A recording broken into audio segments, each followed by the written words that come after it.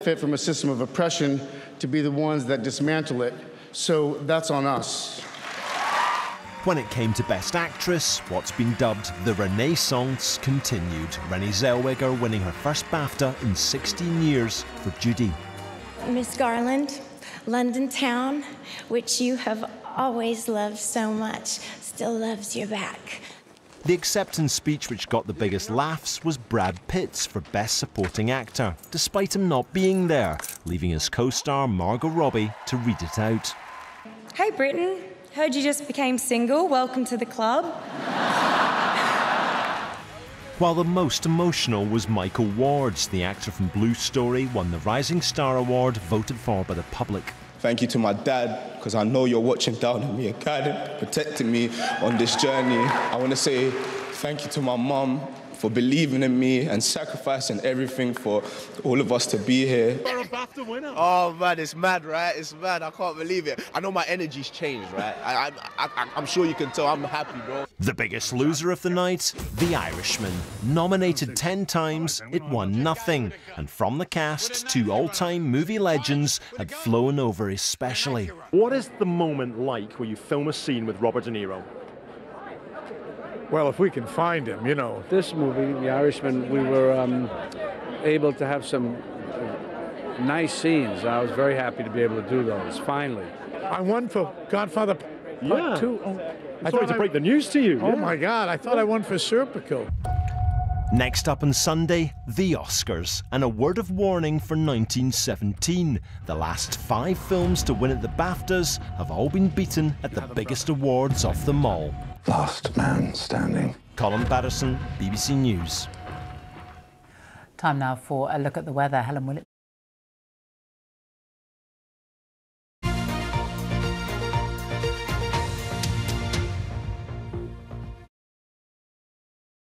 Now, the region is celebrating today after 2 filmmakers from the southwest were honoured at the BAFTA Film Awards.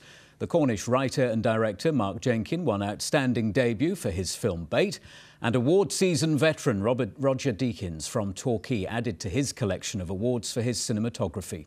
His latest BAFTA was for his work on the Sam Mendes film 1917. Our arts reporter Emma Rominski has more. Mark Jenkin, Kate Byers, Lynn Waite for Bait. It was hotly tipped by the film critics, but the awards still came as a surprise to the Cornish writer and director. Yeah, I had a look at the to-do list at the beginning of the week, and about halfway down it said, write a BAFTA speech just in case. He's gonna cry, he's gonna go, oh. Our amazing cast and crew, many of whom are having BAFTA parties back home in Cornwall. The film supporters in Falmouth were just as emotional, not quite believing that their story about a Cornish fishing community was getting film industry recognition. How much? 30 quid. He's poured his heart and soul into it. He's been aware of that story. He's been working on that story for 20 years. So to bring it to fruition is emotional enough, but to get this scale of recognition so quickly, I mean, it's literally been like the last year. It's just stratospheric what's happened to Bait, and I'm so pleased. I'm so pleased for everyone that's involved. Cinematography. 1917, Roger Deakins. Torquay-born Roger Deakins collected his 5th BAFTA this year for his cinematography on the award-winning film 1917. I think it was George Orwell said, all films are special, but some films are more special than others. And for me, this was a really special film. Emma Rominski, BBC Spotlight.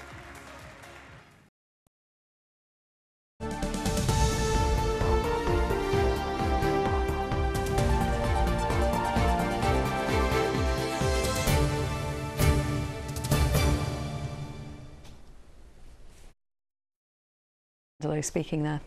Now, there were celebrations in Cornwall last night after a film set in the county won a BAFTA. Thank you. Miraz, as we say in Cornwall. Cheers. So in true Cornish style, Mark Jenkins accepted the award for outstanding debut by a British writer, director or producer for his film Bait. The black and white movie shows growing tensions between locals and tourists in an old fishing village. And staying with the BAFTAs, a Devon filmmaker has become the most decorated winner in the cinematography category in the awards history. Roger Deakins picked up his 5th gong last night, this time for his work on World War I epic 1917. The former Torquay Boys Grammar School pupil is also up for an Oscar.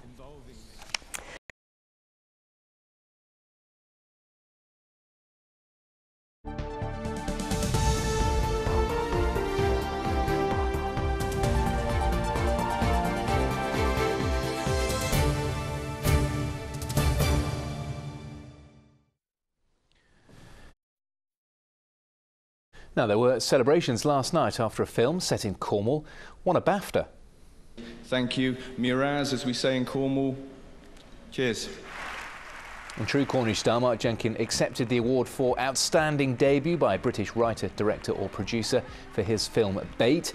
Grace Pascoe now reports on how the black and white movie shows growing tensions between locals and tourists in an old fishing village. What's on? Not much. Last night was quite the opposite to this tranquil scene from Bait. Mark Jenkin, Kate Byers, Lynn Waite for Bait. The film's creators scooped the BAFTA for Outstanding Debut by a British writer, director or producer for a film which tells the tale of tensions between an old Cornish fishing community and the sometimes insensitive newcomers. Yeah, I had a look at the to-do list at the beginning of the week, and about halfway down it said, write a BAFTA speech just in case. And I thought, how the hell did we get here? Stacey Guthrie from Falmouth plays Liz in Bait. She's thrilled with its success. It's hard to take in because it's, you know, the pinnacle of British industry recognition. It's like our Oscars, isn't it? And to see my face up there, you know, so I was really pleased for Mark and all the rest of the team. But just seeing Cornish faces up on that screen in front of all those Hollywood great stars, it was amazing and so well deserved, really well deserved. He's worked so hard. Bait was shot on black and white 16mm film, and despite being set in the present day, has an early cinema feel. For those who are yet to see it, Stacey has this message. Because it's not like anything they'll have seen before. It's completely unique. It's not completely art house. It's nothing like Blockbuster. It's just an incredibly beautiful, well-made piece of work. The now BAFTA award-winning Bait can still be caught in cinemas around the country and on streaming services. Grace Pascoe, ITV News.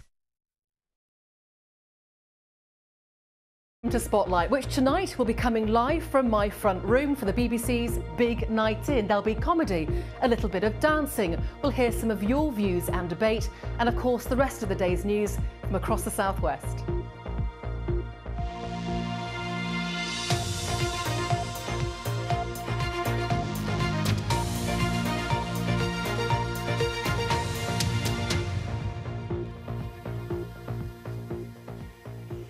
Well, what a farce. The response from one viewer to the continuing debate about how far you can travel for exercise. Well, lots of you have been in touch about this on both sides of the argument, really. Today, the National Police Chiefs Council told us that police forces have the right to advise people not to travel long distances in the car for exercise.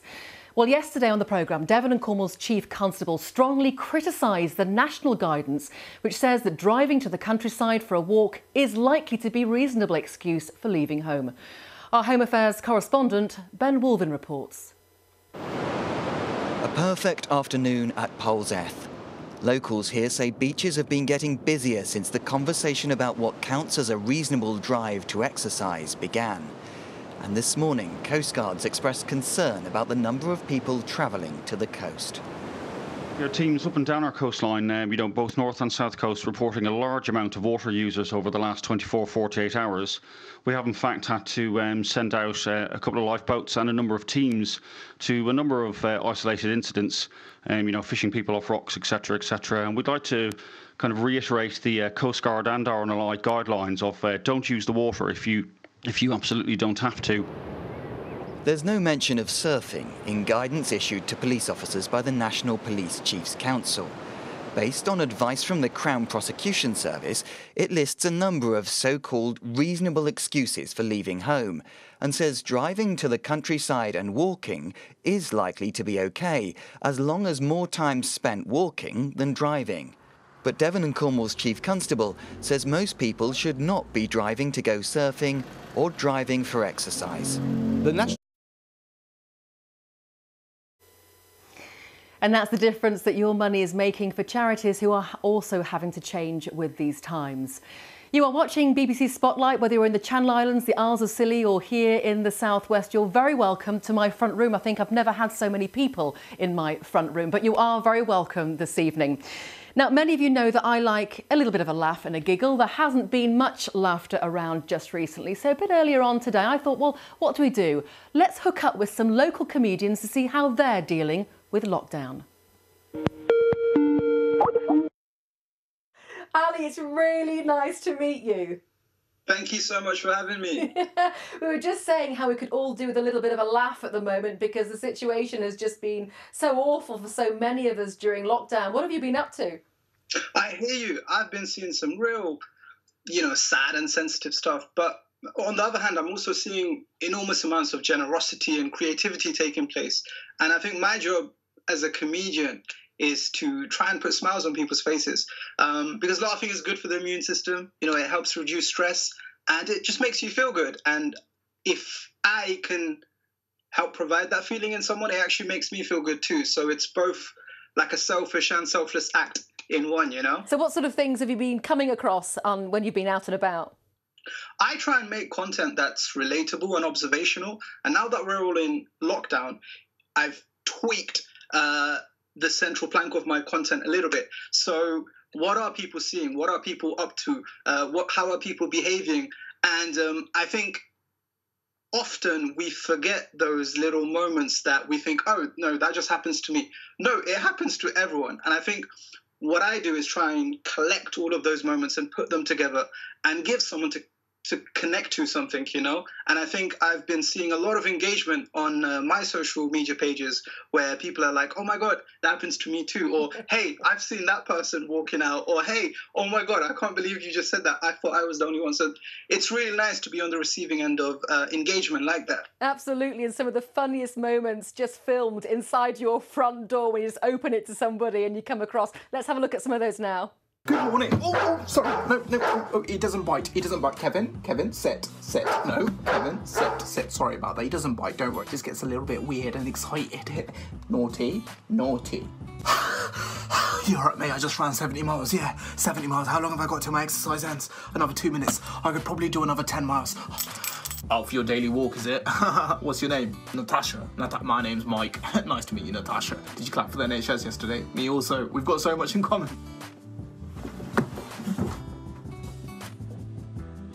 So, Ali, what are your plans for after lockdown? Hey, I'm looking forward to having a haircut, number one, because for me, that's the one thing. I miss my haircuts. A lot of us men are trying to do DIY haircuts on our beards and on our hairs. It's flopping. So that's, I think, right at the top of my list. I wish that could be an essential service right now. But I think for me, yeah, definitely a trip to the barbers is on the list. It's so good to talk to you. Really lovely to meet you. Thank you so much for having me. OK, who's next on the list? Who is going to make me laugh? Justin? Hi, Victoria. Have you heard the one about the train that doesn't stop in Camborne on Wednesdays? Oh, Justin, not now. We've got your dancing later to make us laugh. Let's see who else we can find. Ed Rowe, otherwise known as Kerno King, really nice to see you. How you doing, all right? Yeah, this is more like it. I need a bit of a laugh this afternoon. No pressure, then. What have you been up to during lockdown? What have I been up to? Mostly eating, drinking and cooking, and there's some exercise in between, but a lot of pasties are being made. Yeah, there was an international pasty, stay at home and make pasty day. All right, yeah, what's all much or no, not really, you know what you're saying. Hello, my birds. Stay at home and make a pasty. International stay at home and make a pasty day. It was amazing. So, like, hundreds and hundreds of people, maybe thousands, had a go at making them for the first time. some slightly wonky ones, but we discovered that it doesn't matter what they look like, they still taste good. I think people just want to do something different, don't they? Because now we've had so many weeks of lockdown. There's just people out there that just need a bit of light relief and a bit of a laugh. Yes, there is. And the pressure's on. Mind you, saying that, I think the last time we spoke to you, we were talking about the film Bait. Yes, that's quite funny in places, although it's quite serious as well and tragic. But there's some good laughs in there. Yeah, so I've just been really just mucking around on social media. I mean, there's a few comedians that are doing live gigs, but I don't think I could handle doing a live gig to a camera with no one laughing back. And sometimes people laugh back when there's an audience, but but without an audience, I think would be horrendous. Tell me, I mean, lockdown is a nightmare for most people, I think. Is there anything that you've found that can inspire your comedy from lockdown? Yeah, definitely. And I wrote